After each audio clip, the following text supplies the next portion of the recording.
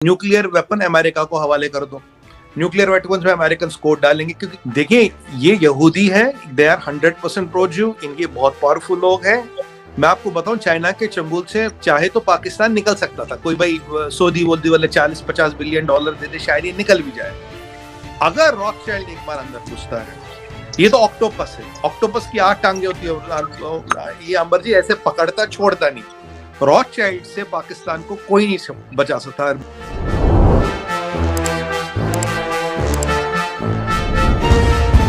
तो अब पाकिस्तान की ये हालत हो गई कि पाकिस्तान तालिबान का जोड़ने पहुंच गया। देखिए ये तो हमने किया है ना, हमने इनवे किया है। देखिए हमने उनका डिप्लोमेटिक आइसोलेशन किया, हमने उनका इकोनॉमिक आइसोलेशन करवाया, दुनिया में कोई उनसे बात करने को तैयार नहीं। कल डॉक्टर जयशंकर ने बोला कि उनकी एक ही इंडस्ट्री इंटरनेशनल टेररिज्म। दूसरी बात, पाकिस्तान की इकोनॉमी बद से बदतर, इनके जनरलों और अफसरों ने देश को नोच नोच के खाया गिद्ध की तरह, वहां कुछ बचा नहीं। एम्युनिशन अंबर जी 3 दिन का है, इन्हें डर लगता है कि अगर तहरीबान से लड़े 3 दिन तक तो देखो वो टिकी जाएगी किसी भी हालत में। एम्युनिशन खत्म, भारत आके ले लेगा, कुछ भी नहीं कर पाएंगे, लड़ भी नहीं पाएंगे। इनके लिए ऐसी जलालत होगी कि Indian army can walk through army, छोड़िए हमारा आईटीबीपी जाके ले आएगा, जीओपी के गिलगित बाल्टिस्तान और पीओके। वो इनको सबसे बड़ी जलालत लग रही है कि पाकिस्तान के पास लड़ने का भी एम्युनिशन नहीं, कोई एम्युनिशन नहीं देगा इंडिया के। आप देखिए तालिबान के हाथ पैर जोड़ रहे हैं तालिबान के, भाई लड़ो मत, हम आपसे लड़ नहीं सकते। और मुझे इंटीरियर मिनिस्टर का ये बयान बहुत अहमकाना लगा जब उसने कहा हर कोई पठान टेररिस्ट है। मतलब इतने पठान है, मुझे क्या पता कौन टेररिस्ट है, तो आपके कहने का मतलब है सारे पठान टेररिस्ट है। अब क्या करे, अंबर जी कहते ना मरता क्या ना करता। जब यहूदियों से प्राइम मिनिस्टर मिल रहा है, अगले दिन अमेरिकन कॉन्वॉय आ रही। डिफेंस मिनिस्टर जो ख्वाजा आसिफ, उन्होंने कुछ दिन पहले ये बयान दिया था कि पाकिस्तान डिफॉल्ट कर चुका है। अंबर जी IMF का पैसा है ऊंट के मुंह में जीरा, 1 बिलियन से वहां क्या होगा, वो तो 2 दिन में खप जाएगा। इनको चाहिए बड़ा पैसा, बड़े पैसे के लिए इनको चाहिए बड़ा खिलाड़ी चाहिए जिसके पास बिलियन हो ट्रिलियन हो। अब ये तो रॉथशाइल्ड ही बचे, अब ये रॉथशाइल्ड के पास जाएंगे, पर उनकी डील बहुत बड़ी होगी। उनकी डील में खाली फाइनेंशियल नहीं होगा, और पॉलिटिकल क्या क्या कॉम्प्रोमाइज करने हैं, क्या क्या इनको गिरवी रखना, किस किस को मानना, वो अब तो देखिए वो हमारे लिए अभी उसका अंदाजा लगाना मुश्किल है। पर ये बात पक्की है कि जितना पैसा, मैं तो हमेशा कहता था, मैंने आपके शो पे भी लास्ट टाइम बोला था, मैंने कहा Ambar ji Pakistan has already defaulted, they will not declare it, वो हफ्ता 10 दिन छुपाएंगी ताकि पैसा कहीं से बच जाए। अब उसने बोला हम डिफॉल्ट कर चुके, पाकिस्तान को रिवैम्प करने के लिए 100 से 200 बिलियन डॉलर चाहिए, और रेडिकलाइजेशन खत्म करने में 3 जनरेशन लगेगी। तो ये इतना पैसा चाइना नहीं दे सकता, चाइना के पास खुद इतना पैसा नहीं आज की डेट में। इतना पैसा के लिए अब कौन सा साधन बचता दुनिया में? IMF देगा नहीं, वर्ल्ड बैंक देगा नहीं, ADB देगा नहीं, कोई कंट्री देगी नहीं, चाइना नहीं देगा।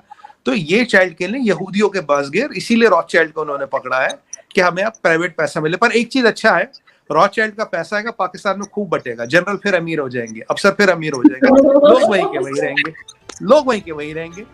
पर Pakistan has been the sovereignty concept and integrity of Pakistan is today traded off. I can give you that in writing. अब क्या क्या गिरवी रखा, क्या क्या बिकेगा, क्या क्या बिका, वो तो कुछ देर में पता लगेगा।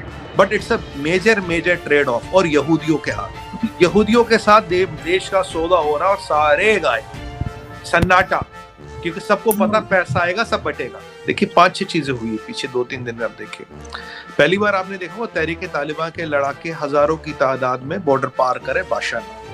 उससे पहले पाकिस्तान के इंटीरियर मिनिस्टर कहता भाई मुझे नहीं पता कौन सा पठान आतंकवादी, यहाँ 20 से 25 लाख पठान रहते, कोई भी आतंकवादी हो सकता है। 2 और चीजें होती है यहाँ पे। कल परसों की बात है, पाकिस्तान में एक दिन पहले इंटरनेशनल एटॉमिक एनर्जी वाले आ जाते, IAEA वाले आ जाते। अगले दिन 700 मिलियन का लोन चाइना दे देता है, 8 से 10% इंटरेस्ट पे। IMF के लोन पास होने की कुछ गुंजाइश बनती है। उसके बाद रॉथशाइल्ड आता है पिक्चर। रॉथशाइल्ड किससे मिलता है? सीधा शहबाज शरीफ से। और उसके अगले दिन आपको एक खास खबर बता रहा हूं, उसके अगले दिन वॉशिंगटन एम्बेसी से लेके पैराडाइज पॉइंट कहाँ है? पैराडाइज पॉइंट है कराची में, जहां पे पाकिस्तान की न्यूक्लियर फैसिलिटी है सारी। वहां 20 से 25 अमेरिकन गाड़ियों का कॉन्वॉय जाता है। अब उसके अंदर कौन है? Protected by rangers. अब उसके अंदर कौन है, वो क्या करने गए? सुनने में आया पाकिस्तान की न्यूक्लियर एसेट्स नहीं है। क्या अमेरिकन ने न्यूक्लियर एसेट्स पर कंट्रोल ले लिया? क्या एक्सेस कोड बदलने हैं? क्या एक्सेस कोड डालने हैं उसमें? कुछ 20 से 25 गाड़ियों का कारवां अगर गया, क्या करने गया अमेरिकन एम्बेसी से? और आप जानते हैं रॉथशाइल्ड जो है, ये इनका इतिहास अब 350 साल पुराना है। ये प्राइवेट बैंकर्स है, ये वो लोग हैं जिन्होंने वर्ल्ड वॉर सेकंड को फाइनेंस किया था, ये लोग हैं जिन्होंने हिटलर को फाइनेंस किया, ये नेपोलियन को भी फाइनेंस कर चुके। मतलब इन्होंने दुनिया में बड़ी बड़ी जंगें, बड़ी बड़ी चीजें फाइनेंस की। तो ये अपने में एक सरकार है, इनके इंटरेस्ट आर ट्रांसनेशनल, इनके इंटरेस्ट आर जियोपॉलिटिकल, इनके interest are not only financial. कई सारे बिजनेसेस है दुनिया के, ऑलमोस्ट ऑल सेंट्रलाइज्ड बैंक्स इनके कंट्रोल में है, कि कई सारे बिजनेसेस इनके कंट्रोल में, तो तब इनके इंटरेस्ट भी बड़े, कौन सी सरकार आएगी, कौन सी गिरेगी, किसको रखना, किसको निकालना है। अब ये यहूदी है, इजराइल जब बना था तो सारा पैसा इन्होंने दिया था, अभी यहूदी है। इनमें एक खासियत है अंबर जी, इनकी जो टर्म्स होती है 100% प्राइवेट बैंक है। ये मतलब प्राइवेट फाइनेंस मान लीजिए आप, ये कोई बैंक भी नहीं है, चाइना का बैंक भी नहीं है, ये 100% प्राइवेट फाइनेंस है। इनके टर्म्स एंड कंडीशंस कभी पता नहीं लगेंगे।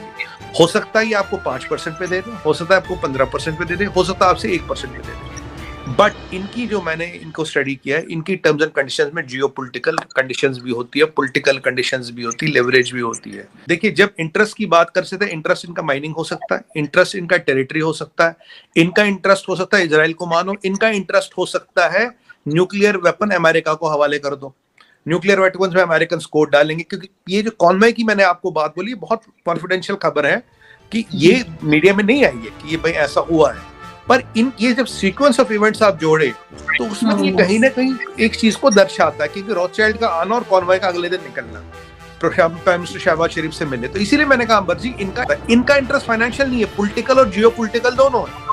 अब ये इन्होंने क्या मनवाया है, अब पाकिस्तान ने क्या दिया, ऐसा तो नहीं सो कॉल्ड इस्लामिक बॉम्ब नहीं दे दिया, ऐसा तो नहीं उसका कंट्रोल अमेरिकन को दे दिया, ऐसा तो नहीं कि मतलब जो मतलब मैं बोलना नहीं चाहता, जो मतलब जो अब थोड़ी बहुत इज्जत का वो कहते हैं ना लाइन क्लॉथ बचा था, वो भी गिरवी रख दिया।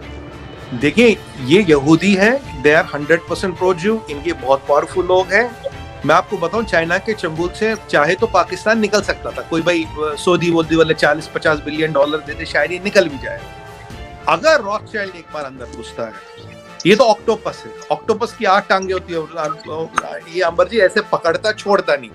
रॉथशाइल्ड से पाकिस्तान को कोई नहीं बचा सकता। मतलब पाकिस्तानियों का क्या कहते हैं, रियासत मदीना का मालिक कौन है? यहूदी। यहूदियों के रहमो करम पे पाकिस्तान चलेगा, यहूदियों के छोटे टुकड़ों पे पाकिस्तान पलेगा, ये कहानी है। पाकिस्तान ने अपनी अजमत नहीं, अपनी कैफियत गिरवी रखी थी, अपना जो एग्जिस्टेंस है, जो कॉन्सेप्ट ऑफ पाकिस्तान है, उसको गिरवी रखा गया यहूदियों के पास।